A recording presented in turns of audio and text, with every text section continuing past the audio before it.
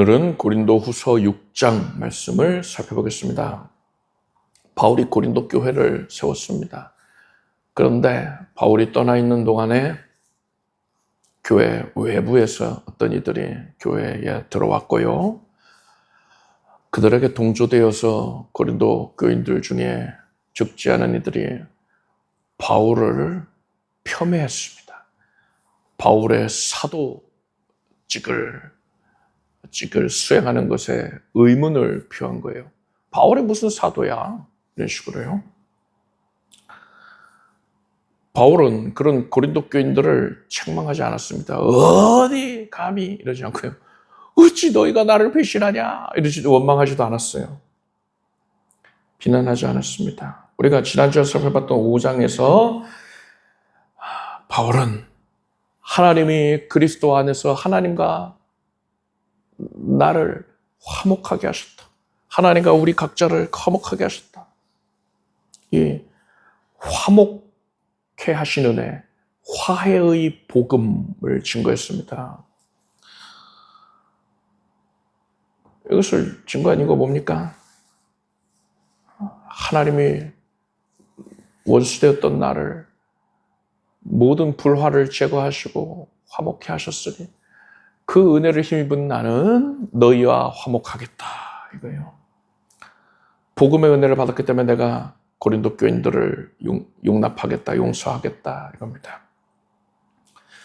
그리고 이어지는 오늘 살펴보는 6장에서 바울은요, 화해의 복음을 받은 성도가 마땅히 어떻게 살아야 하는가에 대해 교훈을 하고 있습니다. 1절과 2절을 함께 읽겠습니다.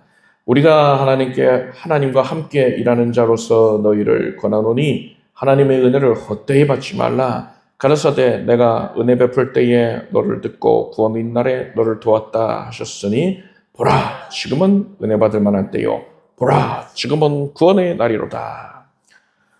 바울은 앞선 5장에서요 하나님이 그리스도 안에서 세상을 자기와 화목하게 하셨다라고 선언했어요. 그리고 이제 이어지는 6장의 첫 번째 절 1절에서 바울이 그러니 너희는 하나님의 은혜를 헛되이 받지 말아라 했습니다. 하나님께서 은혜를 베푸셨어요. 무슨 은혜입니까? 화해의 복음이에요. 하나님과 원수되었던 사람이 화목하게 되었다는 겁니다. 이제 이 은혜가 하나님께로부터 우리에게 허락이 되었으니까 이것을 사람이 어떻게 받아 누리는지가 중요하다는 겁니다. 감사하게 기쁜 마음으로 이 은혜를 한껏 누리는 자가 있는 반면에 헛되이 받는 자들도 있다는 겁니다. 은혜를 헛되이 받는 것, 이게 어떤 자세입니까? 은혜를 아예 거부하는 것도 마찬가지죠. 하나님의 은혜 베푸셨는데 복음을 받아들이지 않는 것, 이것도 헛되이 받는 것이죠. 근데 그것만 있는 게 아니고요. 바울이 지금 강조하고 있는 바는 무엇이냐? 복음을 들었는데 삶이 달라지질 않는 겁니다. 구원받았다는 걸 알면서 하나님께서 화목해 해주신 것을 알면서도 그 은혜 안에서 살지 않는 것, 그것과는 동떨어진 삶을 살고 있는 것, 이게 이제 헛되이 받았다는 겁니다. 2절에서요, 바울이 가라사대 내가 은혜 베풀 때에 너를 듣고 구원의 날에 너를 도왔다 하셨으니 보라 지금은 은혜 받을 만한 때요 보라 지금은 구원의 날이로다. 이 말씀을 인용해서 전하였어요. 이사야 49장의 말씀이죠. 이사야가 예언한 이 은혜의 때가 언제입니까? 예수 그리스도께서 오셔서 대속을 완성을 하시는 그 시점입니다. 예수의 오심으로써, 예수의 죽으시고 부활하심으로써 이 은혜가 성취가 되었습니다. 그래서 하나님께서 약속하신 구원의 때가 바로 우리 앞에 임하여 있는 거예요. 먼 장래에 오리라가 아니고요. 이미 당면한 현실이 된 겁니다. 그래서 바울이 2절을 보니까요. 방금 읽은 그 말씀 가운데에 보라 지금은 은혜 받을 만한 때요. 보라 지금은 구원하리로다 했어요. 보라, 지금은 늘 반복해서 말합니다. 그렇게 강조를 했단 말입니다. 바울은 지금 하나님의 은혜가 허락되었으니까 지금 제대로 영접하고 누려야 한다 하는 거예요.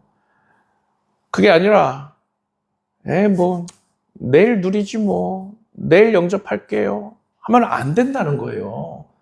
그거는 지금 시점에서는 헛되이 받고 있는 겁니다. 하나님의 은혜는 내가 나중에 누릴게요가 아니고요. 지금 누려야 되는 거예요. 여러분, 하나님의 구원의 은혜가 지금 우리에게 허락이 되었습니다. 여러분은 지금 이 은혜를 힘써서 붙드시길 바랍니다. 어제 붙들었으니까 됐지 아니에요. 지금 붙들어야 돼요. 내일 열심히 붙들게요. 지금은 내가 바쁘네요. 아니요. 지금 붙들어야 되는 겁니다. 그리고 이런 생각은요. 우리가 복음 전할 때에도 동일하게 적용을 해야 됩니다. 바울이 지금 그런 상황이거든요. 복음을 듣는 사람에게 바로 지금 믿으십시오. 이렇게 요청을 해야 되는 거예요. 이 문장을 그대로 옮기진 않는다 하더라도 이 마음으로 전해야 된다는 거예요. 당신 지금 믿어야 돼요. 이 마음으로, 이 절박함을 가지고 전해야 되는 거예요. 그게 아니라 네, 선생님 잘 생각해 보시고 기회 되면 믿으세요. 이러면 안 된다는 거예요. 결과적으로는 내가 복음 전한 후에 그 사람이 먼 훗날에 가서 내가 전한 복음을 떠올리면서 믿을 수도 있긴 하겠죠. 그렇지만 내가 그런 마음으로 전하면 안 된다는 겁니다. 지금 말고 나중엔 믿으세요? 이러면 안 되는 거예요. 왜요? 그 사람에게 내일이 허락된다는 보장이 어디 있습니까? 하나님이 오늘 데려가실 수도 있는 거예요. 나와 만나고 나서 곧바로 생명이 종료될 수 있는 겁니다. 따라서 우리는요, 바울이 그랬듯이 절박한 마음을 갖고서 지금 은혜가 허락되었으니까 지금 믿어라. 지금 믿어야 된다. 이렇게 우리는 힘써서 외쳐야 되는 겁니다. 지금 믿으십시오. 복음 전할 때마다 지금 여러분 믿어야 합니다. 이 절박한 마음 가지고서 복음을 증거하는 우리가 되길 바랍니다. 3절에서 10절까지 함께 읽겠습니다. 우리가 이 직책을 회방을 받지 않게 하려고 무엇이든지 아무에게도 거리끼지 않게 하고 오직 모든 일에 하나님의 일꾼으로 자천하여 많이 견디는 것과 환난과 궁핍과 분난과 매맞음과 갇힘과 요란한 것과 수고로움과 자지 못함과 먹지 못함과 깨끗함과 지식과 오래 참음과 자비함과 성령의 감화와 거짓이 없는 사랑과 진리의 말씀과 하나님의 능력 안에 있어 의의 병기로 좌우하고 영광과 욕됨으로 말미암으며 간음과 아름다운 이름으로 말미암으며 속이는 자 같으나 참되고 무명한 자 같으나 유명한 자요 죽은 자 같으나 보라 우리가 살고 징계를 받는 자 같으나 죽임을 당하지 아니하고 근심하는 자 같으나 항상 기뻐하고 가난한 자 같으나 많은 사람을 부유하게 하고 아무것도 없는 자 같으나 모든 것을 가진 자로다.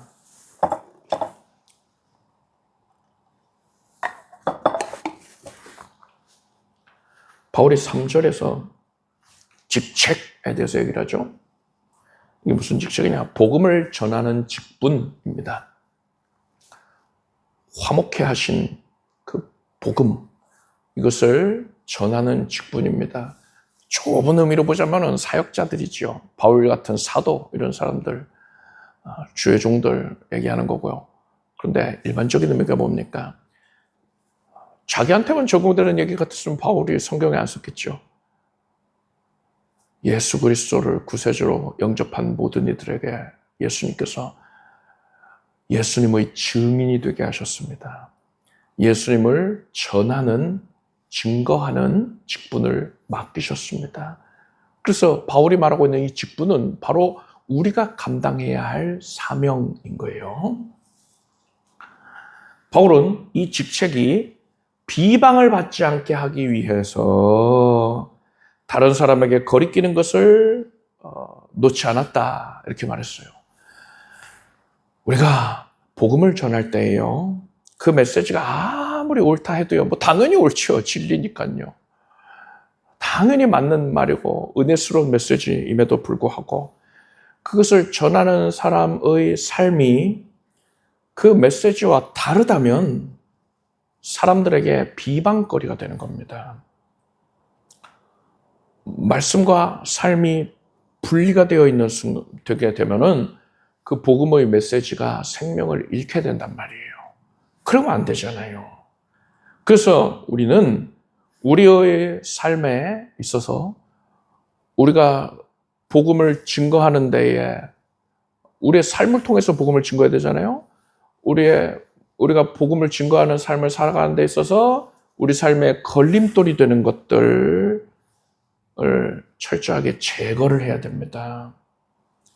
그래서 우리는 내 이익만 추구하면서 살면 안 돼요. 세상은 내 이익을 기꺼이 희생하고 하면은 아우 바보 같다. 뭐 착한 아이 컴플렉스인가 하면서 이해를 못 하잖아요. 내가 다른 사람을 위해서 손해를 감수하면은 그걸 또 우매한 짓이라 생각하지 않습니까? 자기 권리를 다 추구해야 된다. 그래야지 똑똑한 거다, 잘 사는 거다 이렇게 생각한단 말이에요.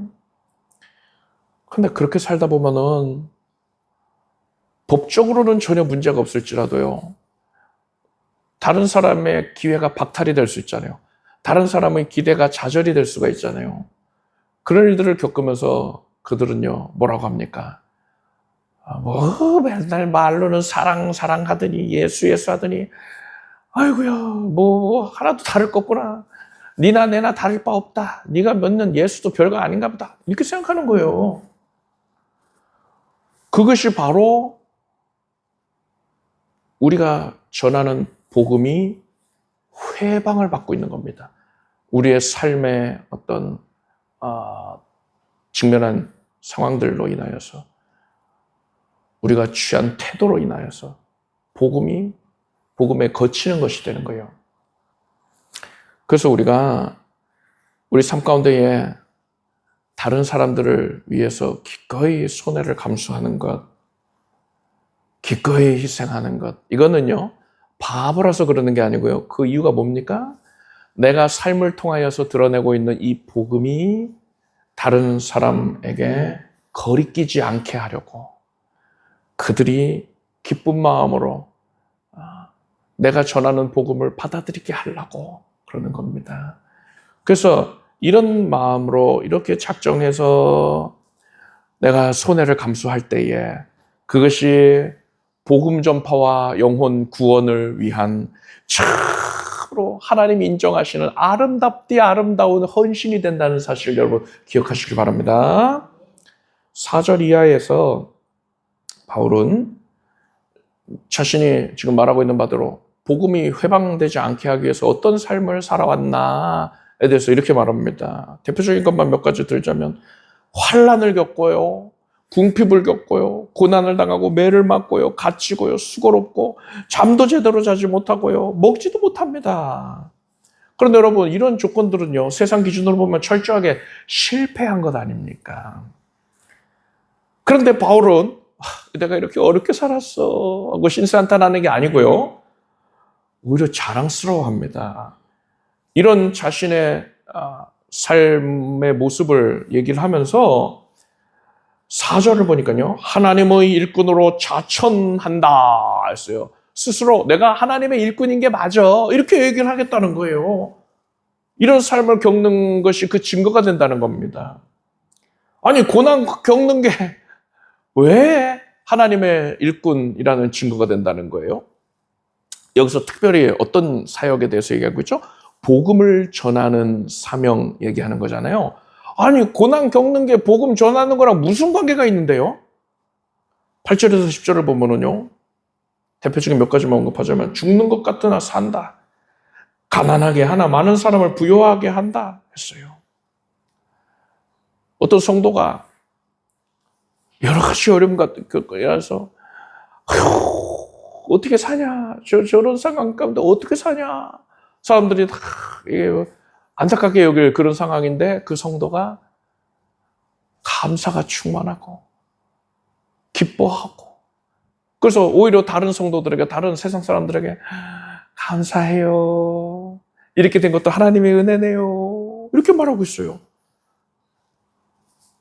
가난하지만 물질적으로는 가난한데 불구하고 다른 사람들에게 더 베풀어주고 희생해주고 자기가 먹을 거 나누어주고 이러는 모습 보면서 사람들이 뭐라고 생각하겠어요? 저 사람 안에는 저 사람의 내면에는 우리와는 다른 무언가가 있다 이렇게 생각하는 거예요. 근데 그 사람이 항상 예수 하나님의 은혜를 전하고 있어요. 그러면은 그 사람의 그런 어려움 겪는 상황들로 인하여서 그 사람의 삶을 통해서 증거되는 복음이 더 강력하게 확산이 되는 겁니다. 영향력 있게 전해지게 된다는 말이에요. 우리가 뭐라 할 수 있습니까?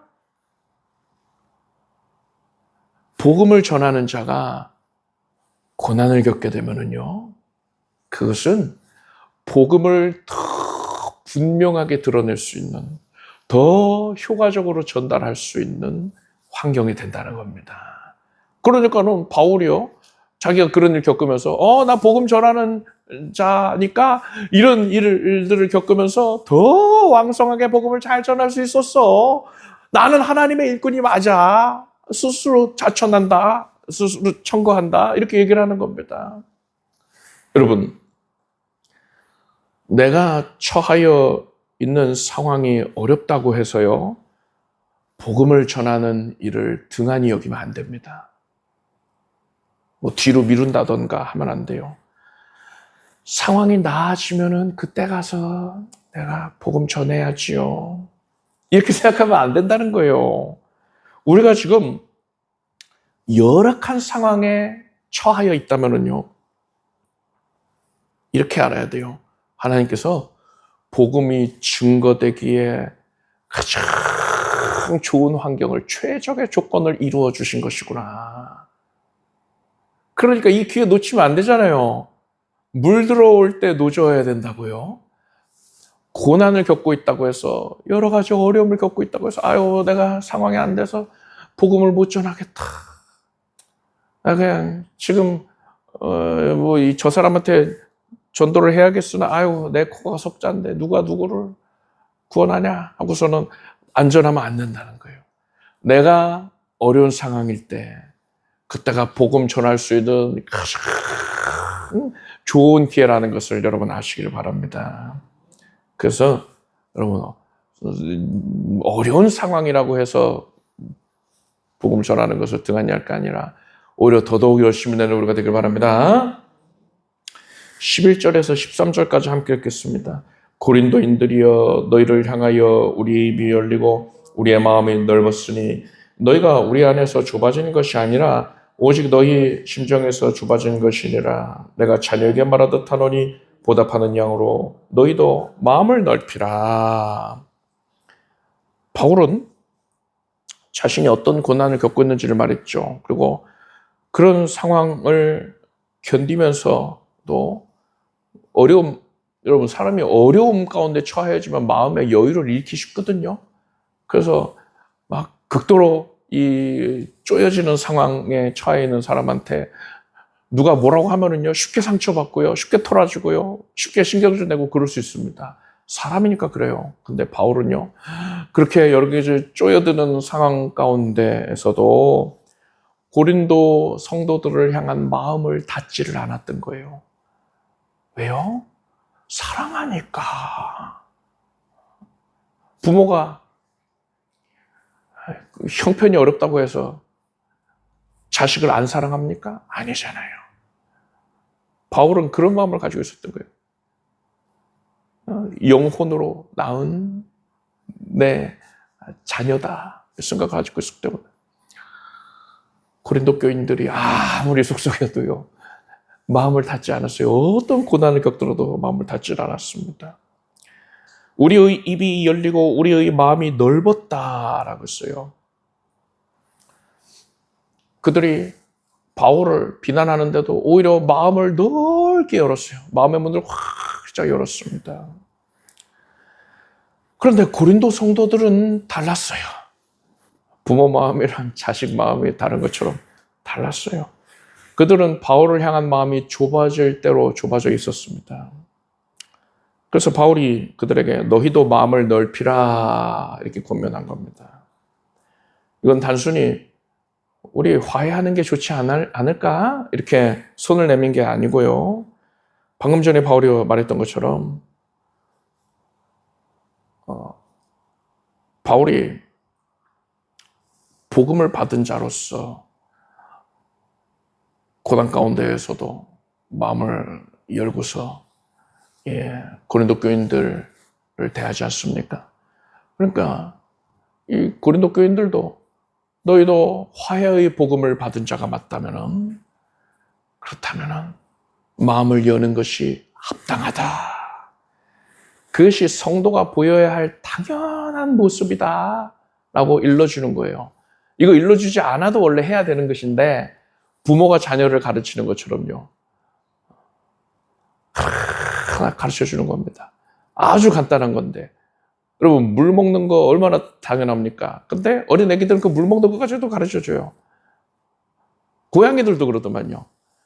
고양이들도 어미 고양이가 새끼 고양이한테 물을 이렇게 먹어라 하면서 이렇게 혀로 이렇게 핥는 걸 보여주면 새끼는 그냥 물에다가 코를 콱 쳐먹다가 안 되네 하다가 흉내를 내고 한단 말입니다. 아주 당연한 건데 그 일일이 다 가르쳐주는 거예요. 부모니까 자식한테 가르쳐주는 겁니다.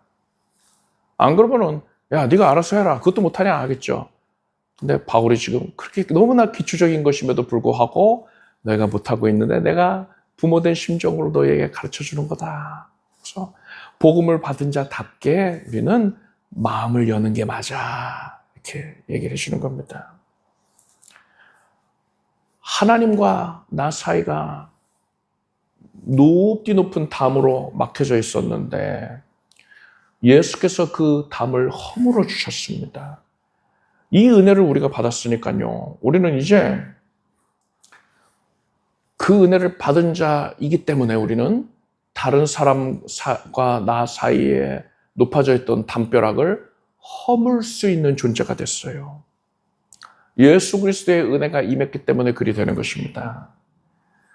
그래서요, 먼저 마음의 문을 여는 것은 그 사람이 뭐 인성이 좋고 뭐 성격이 어떻고 해서 마음의 문을 열고 안 열고 하는 게 아니고요.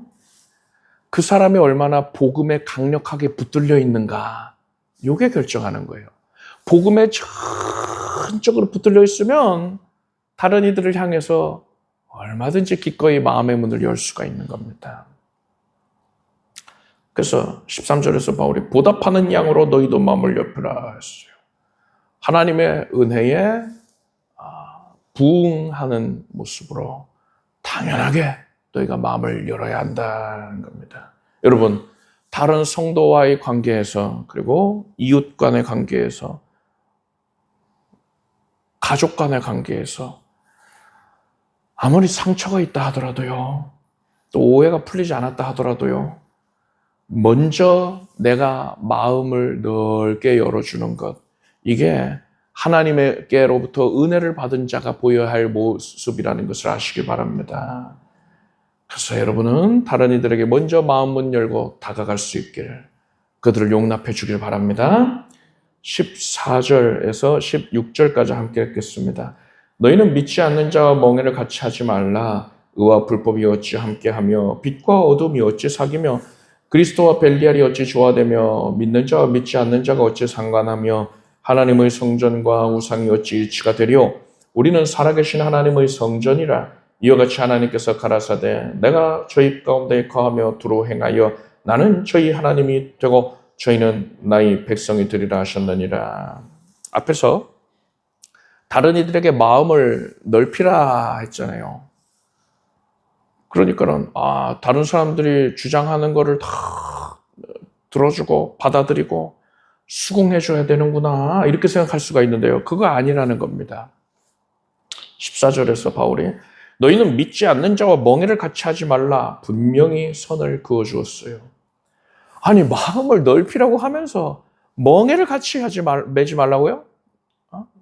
그들과 함께 하지 말라고요? 이 말은 언뜻 보면 모순처럼 들립니다. 그런데 이 두 말은요, 서로 다른 차원에서 얘기를 하고 있는 거예요.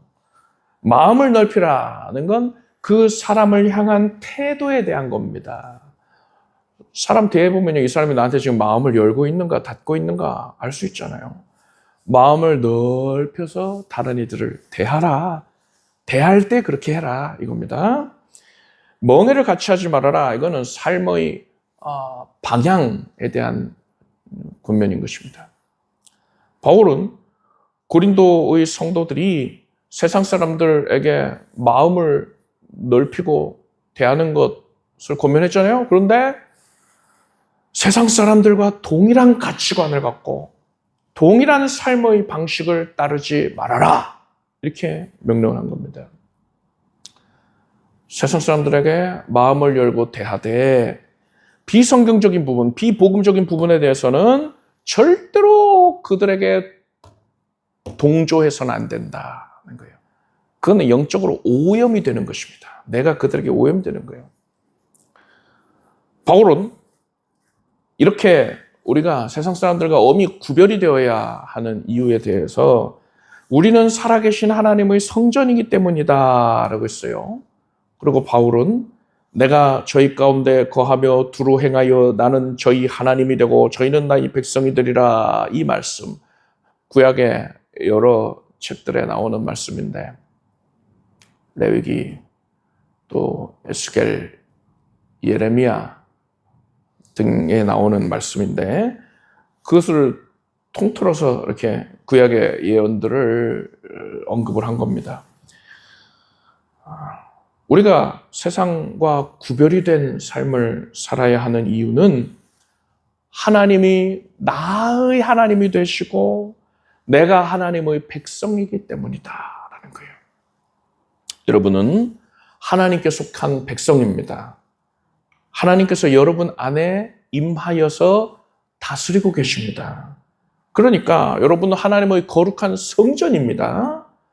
그렇기 때문에 우리는 구별이 돼야 되는 거예요. 거룩하게 구별이 되어야 되는 겁니다. 여러분은 다른 사람들을 향해서 마음의 문을 활짝 여십시오. 그들을 사랑으로 이해하고 다가가십시오. 그래야지 복음 전할 거 아닙니까? 그리고 여러분 우리가 항상 생각해야 되는 것이 구별이 돼야 된다는 거예요. 성경의 가르침, 하나님의 뜻, 그 복음의 본질에서 다른 부분들에 대해서는 절대로 우리는 그것에 동조해서는 안 되는 거예요. 그것이 우리의 삶에 침입하지 못하도록, 우리 신앙에 침입하지 못하도록 엄히 방비를 해야 되는 것입니다. 우리가 하나님의 백성이요 하나님의 성전이기 때문에 그래야 되는 것입니다. 17절, 18절 함께 읽겠습니다. 그러므로 주께서 말씀하시기를 너희는 저희 중에서 나와서 따로 있고 부정한 것을 만지지 말라. 내가 너희를 영접하여 너희에게 아버지가 되고 너희는 내게 자녀가 되리라. 전능하신 주의 말씀이니라 하셨느니라. 바울이 16절에서는요. 나는 그들의 하나님이 되고 그들은 나의 백성이 되리라 했죠. 이러한 구약의 언약을 인용을 했습니다. 근데 17절과 18절에서는 그 언약이 한 차원 더 깊어집니다. 하나님이 나의 하나님이 되어주신다. 나는 그의 백성이다. 이것도 참으로 놀랍고 황홀한 그런 언약일지인데 이제 뭐라고 합니까? 하나님께서 뭐라고 하셨다고요? 내가 너희에게 아버지가 되고 너희는 내게 자녀가 되리라 하셨다는 거예요. 하나님, 나의 하나님, 나는 그분의 백성 이 관계였었는데 이제는 아버지, 하나님의 아버지가 되시고 나는 그분의 자녀가 된다는 겁니다. 관계가 발전이 되는 거예요. 하나님과 백성의 관계는 하나님의 통치, 하나님의 주권을 강조하는 겁니다. 하나님께 우리가 속하여 있다. 그러니 하나님을 사랑하고 순종해야 된다, 경배해야 된다. 이것을 강조하는 표현인 것이죠. 근데 아버지와 자녀의 관계는 뭡니까? 자녀가 아버지를 우러러서 또 찬양합니까? 그런 의미가 아니고요. 그렇게 하나님을 멀리 계신 분으로만 여기게 하는 게 아니고요. 당연히 하나님 경배하지만 이것은 이런 표현은요. 친분을 강조하는 겁니다. 친근함을 강조하는 거예요. 어린 자녀에게 있어서 아빠는 나를 지극히 사랑해 라고 이 아이가 확신을 하고 있거든요. 내가 뭘 해도 다 받아줄 거야. 이런 확신이 있어요, 아이는요. 아빠는 내가 의지할 나의 보호자야. 이러는 거예요. 그리고 이 아이는요. 아빠는 다른 사람들 많이 있다 하더라도 나를 가장 위해 줄 거야. 이런 생각을 하고 있단 말이에요. 나를 우선시해 준다. 이런 생각을 갖고 있잖아요. 그래서 아버지를 지극히 친근히 여기면서 신뢰한단 말입니다. 그리고 또 이 아버지와 자녀의 관계는요. 한 가지 특징이 더 있습니다. 상속, 그러니까 소유가 이전이 되는 그런 관계라 할 수 있어요. 아버지의 소유를 자식들이 물려받게 되잖아요. 유산이라고 하죠. 또 아버지가 살았을 적에도요. 아버지는 부자인데 자식들은 뭐 거렁뱅이로 삽니까? 그게 아니죠. 아버지의 소유를 자식들이 자기 소유인 양 쓰잖아요. 이거 내 거야 하면서 쓰잖아요. 아버지가 그것을 흐뭇하게 바라본단 말입니다. 사랑하니까. 여러분, 하나님은 우리 아버지가 되십니다. 우리는 하나님과 지극히 친밀하게 교제하는 것이 허락이 되었고요. 하나님께서 우리를 위해서 아끼실 것이 없어요. 독생자 외아들 예수 그리스도까지 아끼지 않고 내어주실 정도로 우리를 사랑하시는데 우리를 위해서 뭘 아끼시겠습니까? 우리가 하나님과 그러한 관계를 맺고 있는 거예요. 그런데 18절에 지금 이러한 은혜가 선언이 됐는데 그 앞절이 17절을 보니까요. 너희는 저희 중에서 나와서 따로 있고 부정한 것을 만지지 말라 했어요. 그러니까 거룩해라. 거룩한 삶을 살아라 한 거예요. 그러면은 17절에 거룩한 삶을 살아라. 18절에서는 아버지와 자녀의 관계를 허락받았다 했잖아요. 이 말인즉슨 거룩한 삶을 살아야지만 하나님이 아버지의 은혜를 베푸시는 건가? 이렇게 생각할 수 있잖아요. 그래서 내가 구별된 모습을 보이지 않으면 하나님은 그저 무서운 왕, 나의 일반 백성으로부터 왕은 멀리 있잖아요. 나의 하나님이라고 내가 말은 하지만 나는 그분의 백성이라고 여기지만 가까이는 하지 못할 그런 분으로만 생각하는 거죠. 그래서 거룩한 삶을 살지 않으니까 네가 아버지로 모시지를 못하는 거야. 이렇게 정죄할 근거가 되는 겁니까? 이 말씀이요. 우리는 성경 전체의 교훈을 통해서 그렇지 않다는 걸 알 수 있죠. 하나님의 은혜는 절대로 사람의 행위로 주어지는 게 아닙니다. 하나님이 다 이루셨어요. 구원도 이미 다 이루어 놓으셨고요. 믿느냐 물어보셨거든요. 하나님은 우리의 아버지가 되셨습니다. 예수 공로로 이미 그리 되었어요. 이것을 믿음으로 받아 누리기만 하면 되는 겁니다. 그렇다면 거룩한 삶은 우리가 아버지 하나님과 자녀의 하나님을 아버지로 섬기고 우리는 자녀로 섬기는 관계를 갖는데 어떤 역할을 하는 겁니까? 거룩한 삶을 사는 것은요. 우리가 거룩하게 구별된 삶을 살면은 하나님이 기뻐하시잖아요. 기뻐하셔서 하나님께서는요. 우리에게 허락된 그 은혜를 우리가 더 깊고도 풍성하게 누릴 수 있게 이끌어 주시는 겁니다. 이미 허락이 돼 있어요, 은혜는요. 이미 허락되는 예수 안에서 이미 허락이 되어 있습니다. 이미 아버지와 자녀의 관계로 친밀한 관계 허락이 되어 있어요. 그런데 우리가 구별되지 않은 모습으로 살아갈 때에는요, 괜히 쭈뼛쭈뼛해가지고 하나님께 가까이 다가가지 못해요. 급사 아담과 하와가 죄 짓고서는 하나님으로부터 멀어지려고 했던 것처럼 담대히 나아가지 못한단 말입니다. 그런데 우리가 나는 하나님의 성전이야 이 생각으로 거룩하게 구별된 삶을 살아갈 때에 우리는 하나님 앞에 더 가까이 나아갈 담력을 얻게 되는 겁니다. 막혔던 길이 열리는 그런 개념이 아니고요. 이미 길은 시온의 대로가 활짝 나 있는데 우리가 거룩한 삶을 살 때에 하나님께서 더 우리를 하나님께로 가까이 나와 친근한 교제를 할 수 있도록 이끌어 주신다는 겁니다. 여러분, 하나님과의 교제는 이미 허락이 되어 있습니다. 우리가 거룩한 삶을 살 때에 그 교제를 더 풍성히 누릴 수 있다는 사실을 아시길 바랍니다. 기도하겠습니다. 하나님, 예수 그리스도의 은혜로 우리가 지극히 풍족한 은혜를 누립니다. 화목해 하시는 그 복음을 받았으니 그것을 우리가 삶 가운데에 열렬히 증거하게 하시고 고난 중에도 더 성실껏 증거하게 해 주시옵소서. 하나님의 성전된 자로서 우리가 거룩하게 구별된 삶을 삶으로써 하나님과의 친밀한 교제를 더 풍족히 누리게 하여 주시옵소서. 예수님의 이름으로 기도드립나이다. 아멘. 모두 자리에서 일어나십시오. 가슴에 손 얹고 아픈 것을 손 얹고 기도하겠습니다. 하나님의 은혜의 영께서 지금 우리 가운데 임하시어서 그 거룩한 손길로 우리를 어루만져 주셔서 감사드립니다. 우리의 상처 입은 영혼과 우리의 병든 육신을 주 성령께 맡깁니다. 예수 그리스도의 거룩한 영이시여, 하나님이 말씀하시면 나음을 받겠습니다.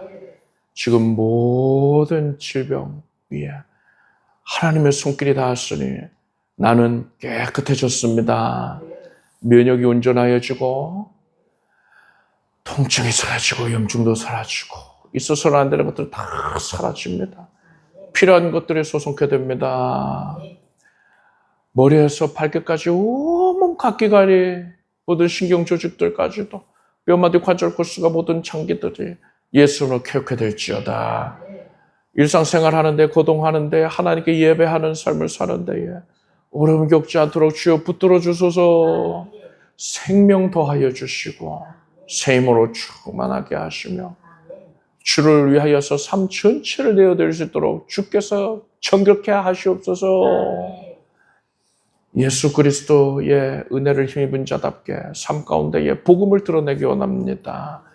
그것을 위하여서 하나님께서 필요한 것들을 공급하여 주시고 상황과 환경과 형편을 이루어 주옵시고 간증할 제목이 넘쳐나게 해주시옵소서. 하나님께서 내 기도 들으셨다고, 하나님께서 가장 선하게 역사하셨다고, 내가 상상치도 못했던 방법으로 하나님께서 권능을 나타내시어서 이루시었다고 그렇게 간증하게 하소서. 많은 이들을 주께로 인도하는 데에 일익을 감당하게 하여 주시옵소서. 삶과 가정의 모든 기도의 제목들이 응답을 받을지어다. 가장 복된 응답, 가장 선한 결과를 초래하는 응답을 누리게 될지어다. 예수님의 이름으로 기도드립니다. 믿은 대로 될지어다. 박수 올리겠습니다. 자리에 앉으십시오. 준비하신 예물을 정성된 마음으로 하나님께 드리겠습니다. 드리신 예물 위해 축복 기도하겠습니다. 하나님, 하나님의 은혜에 감사하는 주의 자녀들이, 하나님을 아버지로 섬기는 주의 자녀들이 즐거운 마음으로 기쁜 마음으로 정성을 다해 예물을 올립니다. 하나님께서 흠양하여 주소서. 주께서 우리의 삶 전체를 소유하시고 다스리시니 우리의 삶이 지극히 복되고 거룩해지겠습니다. 그 증거가 삶의 현장에 매 순간마다 나타나게 하소서. 예수님의 이름으로 기도드립나이다. 우리 주 예수 그리스도의 무한하신 은혜와 하나님 아버지의 사랑과 성령님의 교통하심이 수예배 함께한 사랑하는 성도들 위해 영토록 함께 없시기를 축원합니다.